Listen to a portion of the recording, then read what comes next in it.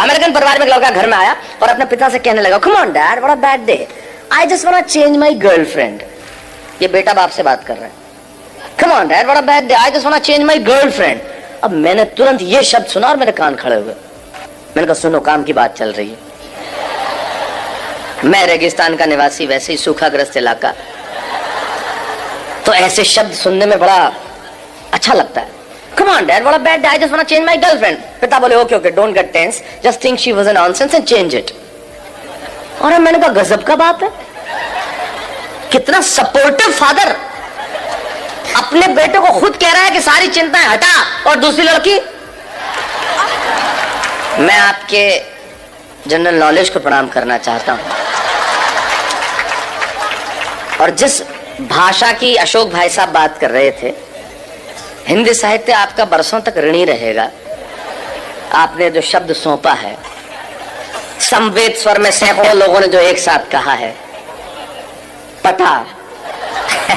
मैं किसी और शब्द का भी प्रयोग कर लेता, लेकिन जब आपने कह दिया तो वैसे अच्छा, एक बात है, इस शब्द का कोई तोड़ भी नहीं है, हो ही नहीं सकता। जो परिश्रम, जो मेहनत, जो पसीना पटाने में है, वो किसी और शब्द में आए। आप पटाने में मतलब आप प्रक्रिया नहीं समझे, मैं शब्द की बात कर रहा हूं, वो किसी और शब्द में आ ही नहीं सकती। मैंने अंग्रेजों को कहा, तुम हमारा क्या खा के मुकाबला करोगे बताओ, तुमने हमारी जोड़ के शब्द ले आओ बस। बोले क्यों? मैंने कहा, तुम चेहरे को अंग्रेजी में क्या कहते हो? बोले फेस। मैंने कहा, थोबड़े को बताओ। बोले पत्नी को अंग्रेजी में क्या कहते? बोले वाइफ। मैंने कहा, लुगाई। मैंने कहा, तुम मुकाबला कर ले बस हमारा, कहीं से मुकाबला करके बता दे कि तू क्या करता है। मैंने कहा, तुम्हारा किसी से मतलब तुम्हारा किसी से मोहब्बत हो जाए तो क्या बोलते? बोले अफेयर। मैंने कहा, लफड़ा। बोल। मैंने कहा, तुम अगर कुछ पियोगे तो क्या बोलोगे? बोले आई विल ड्रिंक लस्सी। मैंने कहा, जा इंदौर में, बोले 1 गिलास लस्सी हेड़ ले। तेरा बाप नहीं ला सकता है शब्द। हमारा मुकाबला कर सकता है क्या? कर ही नहीं सकता। फिर मैंने कहा, हमारी पत्नी रोज उठ के हमसे एक वाक्य बोलती है तो उसका अंग्रेजी में अनुवाद कर दे, मैं गुलाम हो जाऊंगा तेरा। बोले क्या बोलती है? मैंने कहा, बोलती है तुमसे शादी करके तो मैंने करम ठोक लिए हैं। मैंने कहा, ला करम और ठोक, तेरा बाप अंग्रेजी में नहीं ला सकता करम और ठोक।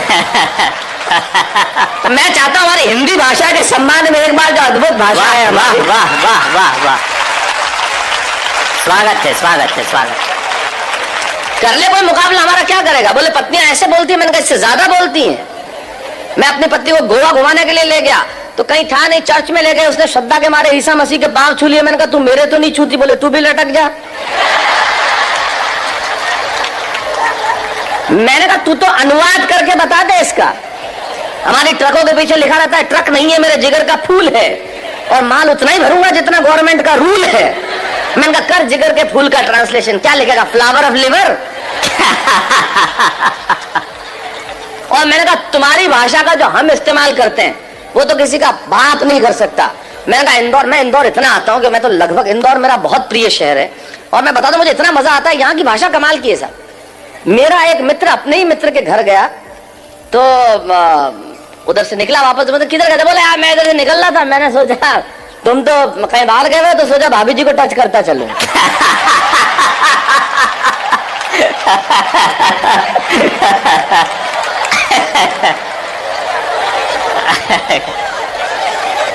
ये हम कर सकते, ये हमारी भाषा का, सारी दुनिया के भाषाओं को जब हमने हाथ फैला के बुलाया है और जो उसे सौहार्दपूर्ण स्वीकार करके जो मोहब्बत दी है वो कोई दे सकता है?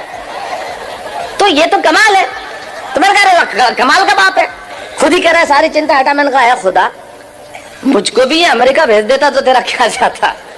खुलेआम चिंताएं हटाते, मजे से लड़कियां घुमाते, वरना हिंदुस्तान में हमारे पिताजी वो सुबह दोपहर शाम 3 बार तो इसीलिए कूटते हैं कि बताना होता है मैं तेरा बाप हूं।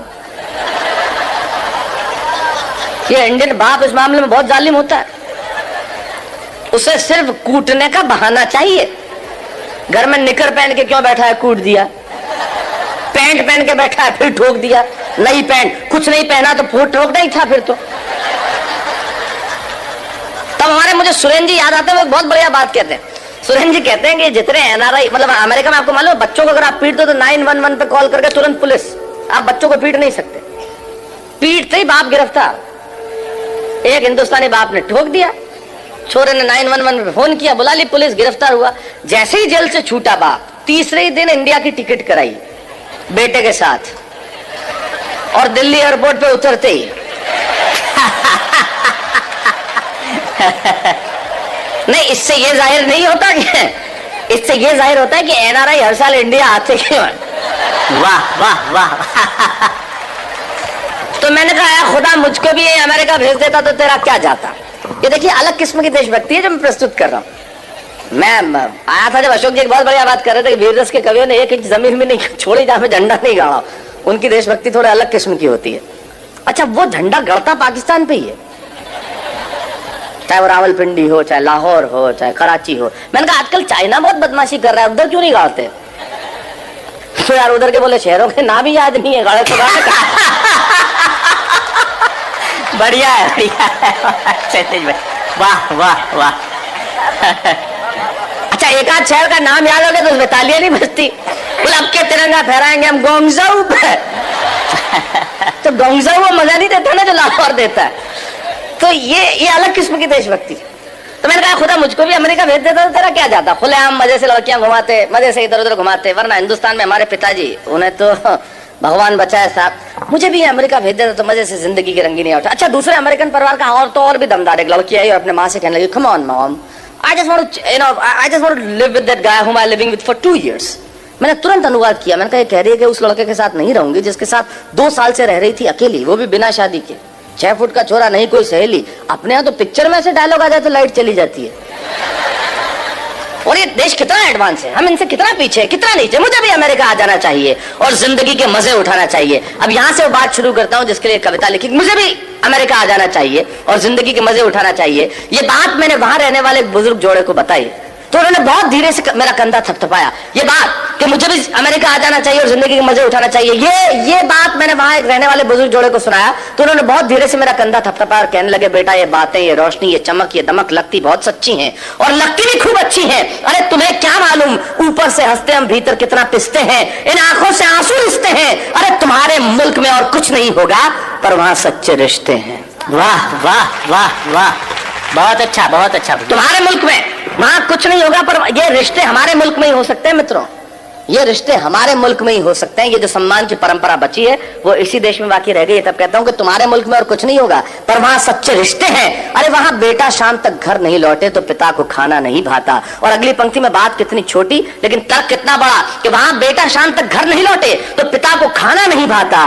और इतनी तमीज तो है कि छोटा छिप जाएगा लेकिन बड़े के सामने सिगरेट नहीं पी पाता। इतनी तमीज तो है कि छोटा छिप जाएगा लेकिन बड़े के सामने सिगरेट नहीं पी पाता। और बहन बहन जब विदा होती है ना तो आंखों में आंसू सच्चे होते हैं और घर घर में पांव छूने वाले छोटे बच्चे होते हैं। मित्रों यकीन मानिए एक बात इन कवियों की उपस्थिति में कहना चाहता हूं, जो चीज हमारे पास है शायद उसके होने का एहसास हमारे पास नहीं है। मैं सिर्फ एहसास कराने के लिए आया हूं कि हमारे पास क्या है जो दुनिया के पास हो नहीं सकता।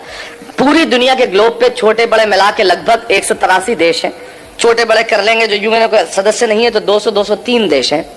बैरागीदा अशोक जी जिनकी कविताएं सारी दुनिया में गूंजी है, एक कवि होने के नाते, एक अभिनेता होने के नाते सारी दुनिया में जाता हूं और सारी दुनिया के देखने के बाद इनकी उपस्थिति में एक बात दावे से कहता हूं, पूरी दुनिया के ग्लोब पे होंगे 203 देश साहब, लेकिन सिर्फ एक देश ऐसा है जहां बच्चे माँ बाप के पांव छूते हैं, वो देश हिंदुस्तान है, दूसरा कोई देश नहीं है। तब कहना चाहता हूं ये इसी मुल्क में बचा है।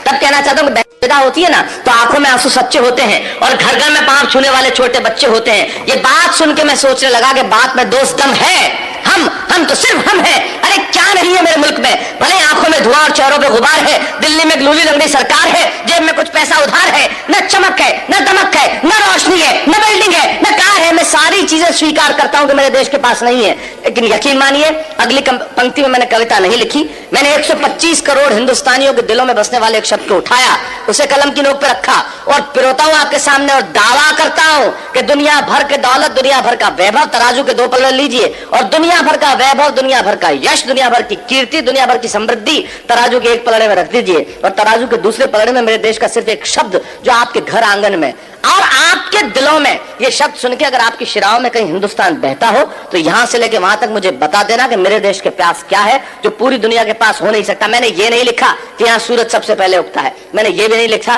कि यहाँ घास की रोटी खाने वाले महाराणा प्रताप हुए, मैंने ये भी नहीं लिखा कि सिकंदर के सेनापति अपनी बेटी की डोली यहाँ दे जाते हैं, मैंने ये भी नहीं लिखा कि यहाँ पन्ना धाय स्वामी भक्ति में बेटा कटवा देती है, मैंने ये नहीं लिखा कि हाड़ी रानी शीश काट के थाली में रख देती है, मैंने ये कुछ नहीं लिखा क्योंकि ये सच हम जानते हैं। मैं तो सिर्फ एक पंक्ति कहता हूं, एक शब्द मात्र कहता हूं कि वो जो हमारे देश में बसता है दुनिया भर में हो नहीं सकता। और रख दीजिए दुनिया भर का वैभव इस शब्द के सामने और फिर बताइए कि मेरे मुल्क के पास क्या है कि बात में दोष दम है। हम तो सिर्फ